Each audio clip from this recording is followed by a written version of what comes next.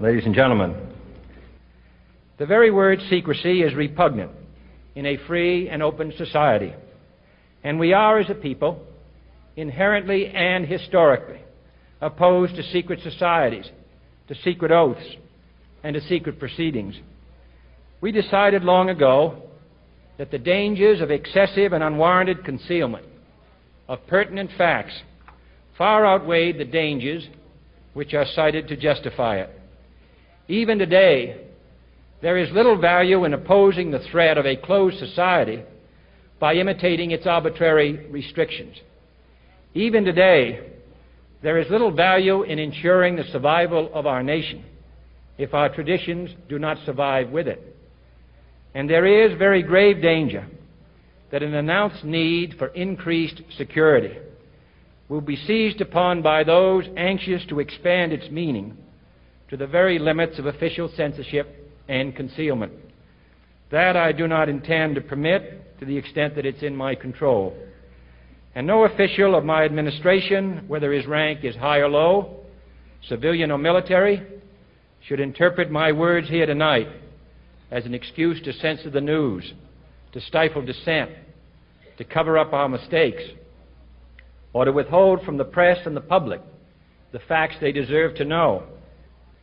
For we are opposed around the world by a monolithic and ruthless conspiracy that relies primarily on covert means for expanding its sphere of influence, on infiltration instead of invasion, on subversion instead of elections, on intimidation instead of free choice, on guerrillas by night instead of armies by day.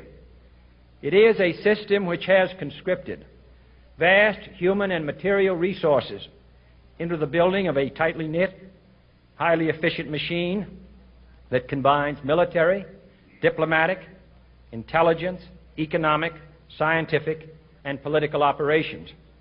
Its preparations are concealed, not published. Its mistakes are buried, not headlined. Its dissenters are silenced, not praised. No expenditure is questioned, no rumor is printed, no secret is revealed. No president should fear public scrutiny of his program, for from that scrutiny comes understanding, and from that understanding comes support or opposition, and both are necessary. I am not asking your newspapers to support an administration, but I am asking your help in the tremendous task of informing and alerting the American people. For I have complete confidence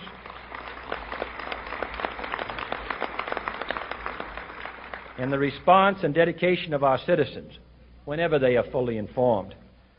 I not only could not stifle controversy among your readers, I welcome it.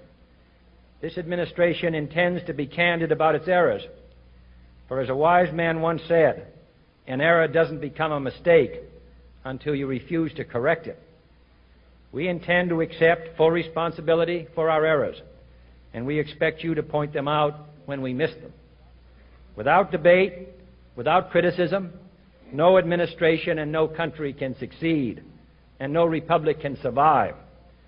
That is why the Athenian lawmaker Solon decreed it a crime for any citizen to shrink from controversy.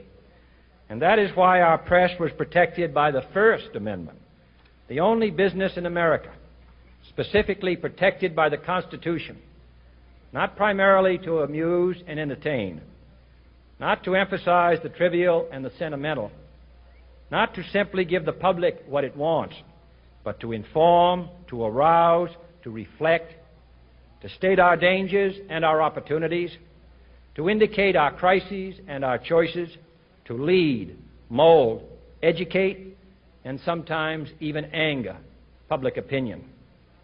This means greater coverage and analysis of international news, for it is no longer far away and foreign, but close at hand and local. It means greater attention to improved understanding of the news, as well as improved transmission. And it means, finally, that government at all levels must meet its obligation to provide you with the fullest possible information outside the narrowest limits of national security. And so it is to the printing press, to the recorder of man's deeds, the keeper of his conscience, the courier of his news, that we look for strength and assistance, confident that with your help, man will be what he was born to be, free and independent.